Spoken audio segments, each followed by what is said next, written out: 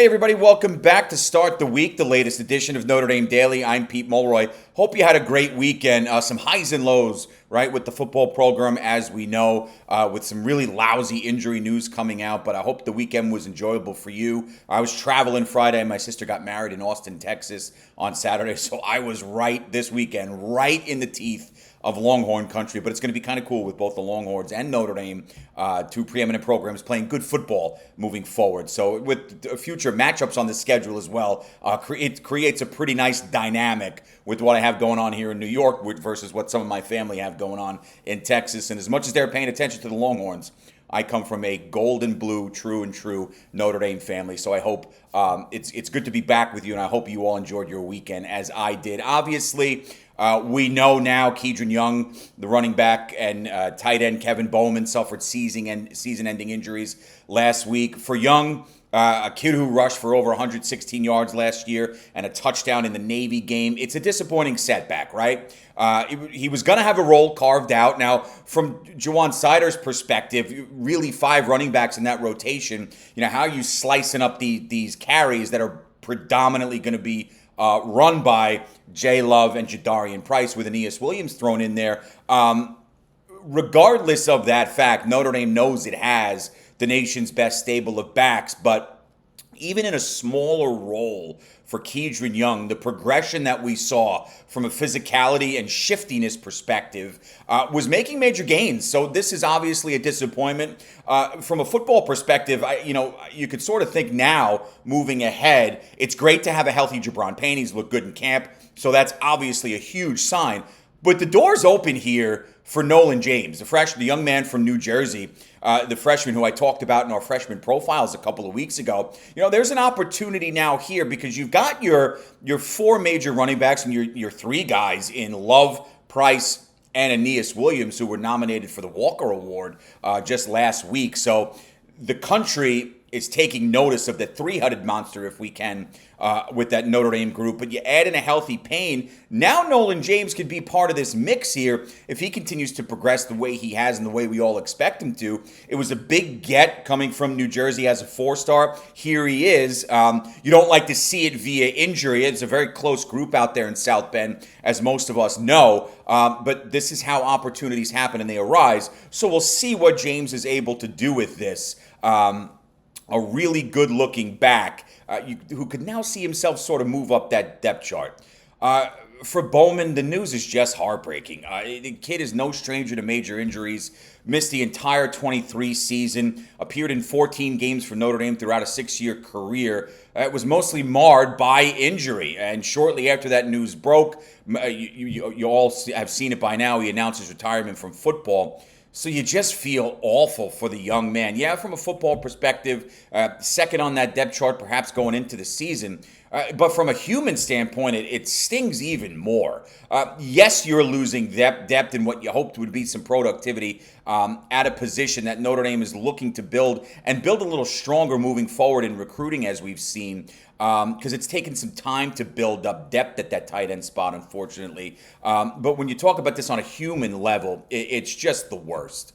And now the young man, taking the next step in his life and his future endeavors and career. So your heart breaks for him as a football perspective. The thing that'll help, having a degree from the University of Notre Dame. And similarly with that running back room, you're moving forward with Eli Raridan has got to have personal bodyguards around him. Yes, he played the 16 games last year. We've seen some really good flashes of his unbelievable athleticism, ability to run routes, go over the middle, go down the seam. We've seen it all. And you want that health to continue like we saw from Raridan last year. So he's got it. He's your TE1, right? We know that. That's locked in. Got to protect this young man at all costs. What I will say, freshman James Flanagan turning some heads in recent time. Staff really high on him. Jack Larson. You got the transferred Ty Washington. So you've got some depth there, but now it's depth from guys that are going to take on increased responsibilities, as always happens with injuries, up the depth chart. So moving forward, I think the Irish like the room. You've got some really good young talent there, but the big thing now is it is going to be essential in all caps to keep Eli Raridan healthy, and he'll be a really productive tight end this season. I think you probably look in that area of the field for Eli Raridan, moving the chains on third down, and I'll talk more about Eli momentarily. But this is now that big opportunity there to really solidify himself as a go-to receiver for Notre Dame. It's going to be tough on the back end with that depth chart, but perhaps we see a little bit better version of Ty Washington than was at the end of his career in Arkansas. Who knows? We will see when things start August 31st. On the recruiting trail, some positive news here. Notre Dame completes its 26th cycle by landing 4-star defensive lineman Elijah Golden. We've been talking a lot about that, done a lot of reporting on it, had a lot of conversations and interacting with you via the YouTube portal in the chat. So as I had said on previous shows, this kid is a perfect complement to what Notre Dame had done in the class up front with the commitments of defensive tackle Tiki Ola and bookends Ebenezer Iwatani and Rodney Dunham. I think we all agree there. You wanted some more bulk and stability in the middle. You get it with Golden, and the fact that you beat out both Alabama and Oklahoma down the stretch, where this young man pushed his recruitment announcement date and commitment announcement date from the end of July to early August. Yeah, it does make things a big sweeter. So just a quick weekend recap there, and now getting back into some of the things that we've been discussing and reading and seeing from camp. I'll tell you what, the opportunity to not lock down the vacant linebacker spot left by the ferocious Jack Kaiser, now a member of the Jaguars in the NFL. Jalen Sneed has taken it and sprinted away. Poised to join Drake Bowen as the 1-2 Irish linebacker duo. Sneed, don't forget, this kid was a prize 5-star coming out of high school. Incredible on-field intelligence, athleticism. He's the perfect complement to Bowen, too, when you think about it, right?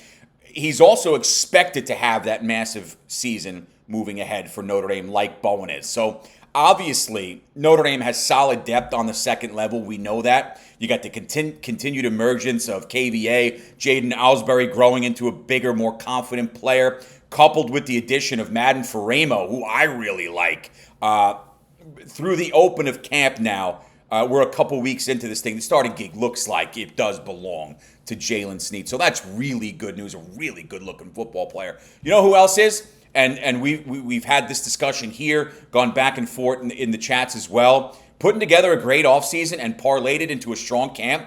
Freshman safety Tay Johnson appeared in 3 games for Notre Dame last season, picked up 3 tackles. But it's what he's done since that has Irish coaches raving. And I think the fan base buzzing as well. Uber athletic safety has been seen flying all over the field in camp, picked off a couple of passes on the opening day of the fall session as well, and he's continued to keep that momentum. Ability to cover at a position and his coachability are 2 areas that Coach Freeman has raved about. And it could very well translate into a starting role come August 31st. Of course, you got Luke Talich and Vatek transfer Jalen Stroman. Give Notre Dame incredible depth back there. And it's entirely possible that Talich probably had been viewed as the leader for the job entering camp. It does now look like the tide has sort of shifted there to Johnson in that regard. Regardless, it's great news for Notre Dame as it looks like there is deep talent in the third level of the defense, particularly up the middle at safety. And don't forget, you got Xavier Watts in the NFL now, so Notre Dame looking to fill a massive void. Stroman's going to have a huge role regardless. But across the board back there, you know what you have up front. You've got some good talent up front, good young talent on that second level. Now on the back end, yeah, you've got some big shoes to fill with BMO and Watts. We know that. More than capable players, but this quick development of Tay Johnson, so far, so good with that entire position group. And you talk about the defense as a whole. To this point in camp, we've seen again how loaded the entire group is. Again, whether it's up front, with the likes of Donovan Heinisch, Gabe Rubio, Josh Burnham, edges, Boubacar Traore, Junior Tui Alamaka. The Irish defense is more than capable of leading the way this season. Get the opposing offense off the field in quick fashion, like you did last season, good things are going to happen. And again, as you are supporting an offense that one way or the other is going to have a first-time starting quarterback. On the back end, Christian Gray, Leonard Moore at corner, that's great. Cree Thomas and Dallas Golden provide some good young support there as well. The latter of whom, by the way, is enjoying a solid camp in his own right. So you've got that speed and athleticism on the third level, that great linebacking core that I've waxed poetically about. You've got the makeup here, folks, and I'm not reinventing the wheel by saying this, for what very well could be one of the top defensive units in all of America. And that's huge. Coming off a season like they enjoyed last year, 16 games, 14 wins, near comeback in the national title game, with a lot of depth and competition coming back, you've got the makeup for a team that could go on another college football playoff run. Of course, we're going to need that stability and some growing pains along the way from the quarterback room, but that's to be expected. Got two talented guys back there. I think it's a race that is absolutely closer than many people might have thought, but that's a good thing because you're not going to put a quarterback. Marcus Freeman's not going to put somebody on the field as his QB1 who isn't ready to roll August 31st on the road in Coral Gables against the Miami Hurricanes. That's a fact. It's not an opinion. So the fact that this race is closer doesn't mean that CJ Carr is not living up to expectations. He's underperforming. It doesn't even mean that Kenny Minchie is overperforming. However you look at it, it means that both are doing a damn good job. They're following through with their roles in camp, and we've got a legitimate quarterback competition. There's a role for both, but you're going to have a QB1 as you should. Moving forward, we will see who that is. Continuing the player profiles, I do want to talk about the aforementioned Eli Raridan, 6'70", 250 kid from Des Moines, Iowa. Appeared in, as I said, all of Notre Dame's 16 games last season, 11 catches, 2 scores. And while his pass-catching acumen is definitely going to be highlighted this season, it's his ability to run block that adds another layer to his game, and a damn good one. And it just gives Notre Dame another asset up front. He's going to be the tight end 1 this year.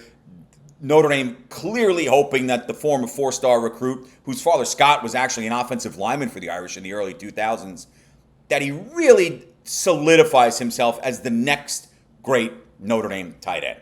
With the protection of probably what is America's best offensive line, coupled with the de facto top running back room in the country, Raridan's presence on the field, both as a pass catcher and a run blocker, makes for yet another incredible asset for the Irish. I think we go across the board that being a factual statement.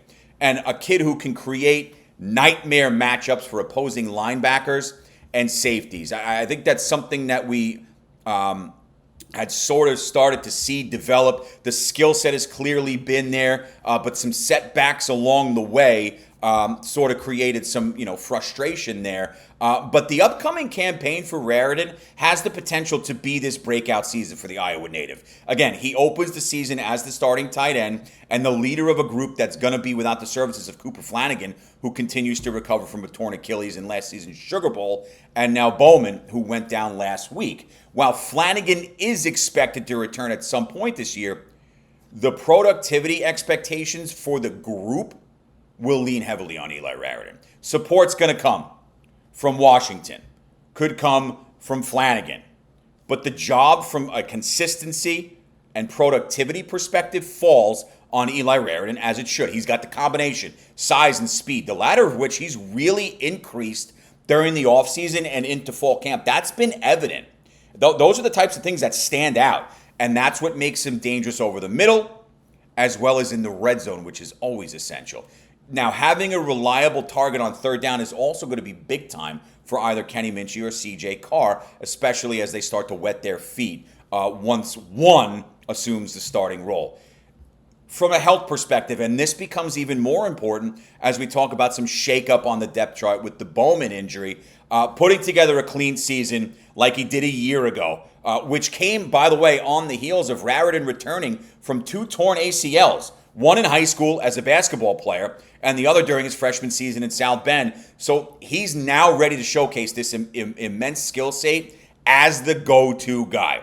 For me, if you want some sort of a ballpark numbers and statistical range, I think you're thrilled if you get 35 to 45 catches for anywhere between 400 and 500, maybe 550 yards, and 4, 5, 6 touchdowns. I think you're beyond thrilled if you get that sort of productivity. Doesn't mean you might get a little less. Doesn't mean you may get more with the development in the wide receiver room. We know what Notre Dame possesses in the backfield and weaponry on the outside. Talked about that at the end of last week. That wide receiver group is the best Marcus Freeman's had in his now 4 seasons, or entering his 4th season as Notre Dame head coach. Add in significantly increased protection from the tight end spot, namely Eli Raridan. This Irish offense becomes that much more dangerous, even with a first-time starter under center. So it goes beyond just having Eli Raridan there to be your starting tight end. There's the element of productivity through the air, helping to move the chains on third down, blocking on the outside, blocking for the run, staying healthy, and providing a veteran role for some of the younger guys that are going to feature, namely your quarterback. So this is a big deal. He's a big-time player. He's got the skill set for it. And it's going to be damn fun to see how this offense runs through and around Eli Raridan at times because, again, we know how loaded that backfield is, the weaponry on the outside. Now, if you're staying on the field like you did last year, I think you got a playmaker in Eli Raridan. I think many people agree with me. And just to end today, some things coming up on the remainder of the month. You've got the opener August 31st, closing in on that date with the Miami Hurricanes. There's still a lot we've got to break down heading into that game. As such, fans and subscribers can enjoy continued breakdowns here of different impact players on the Irish roster. I'm going to also take you all through the 25-26 Irish football schedule, some deeper insight into what the Irish can expect to see across 12 regular season Saturdays and a Sunday in the case of the Miami game on the 31st this fall. This is going to create opportunity for our continued discussions in the chats, as well as for you, the fans, to share your thoughts on all things Notre Dame football. It's going to be fun. That is absolutely for sure. Also wanted to mention before I head into the weekend, flying out to Texas, Malachi Fields was named to the 25 Bolitnikoff Award watch list, which is given annually to the nation's most outstanding receiver, regardless of position. So that's a big deal there. I know there's a lot of high hopes for Fields since he comes here. Miles Boykin, he reminds a lot of people of Miles Boykin, but seems to be a different athletic skill set and just probably an all-around better athlete as good as Miles was. And before I get out of here, and this is a big deal, the show Notre Dame Daily went over 1,000 unique subscribers over the weekend. Got the notification actually as I was flying out to Austin for my sister's wedding, and we've reached more than 165,000 downloads. I can't thank you all for the continued support, and I truly mean it. And I'm very grateful and glad that you're all enjoying the product. It's been a blast getting to know many of you as well. Those things are very important to me. I don't, ever intend to sit up here and just blah, blah, blah, blah, and give you nonsense that I may have seen or heard. A lot does go into this, around being a full-time dad and a full-time teacher. So I enjoy it. I love going to get the news and coming out and reporting it, whether it's fairly breaking or just my opinions on things. And I've really enjoyed the conversations back and forth, the banter, the agreements, the disagreements. It's all part of it. It's all part of a good cycle. And I truly, truly appreciate the ongoing support. And I cannot wait to get rolling, specifically 20 days from now when the season begins. Have a great rest of your Monday. You know where to find me tomorrow. Same time, same place, right here. Notre Dame Daily via Fan Arch. See you all tomorrow. And as always, go Irish.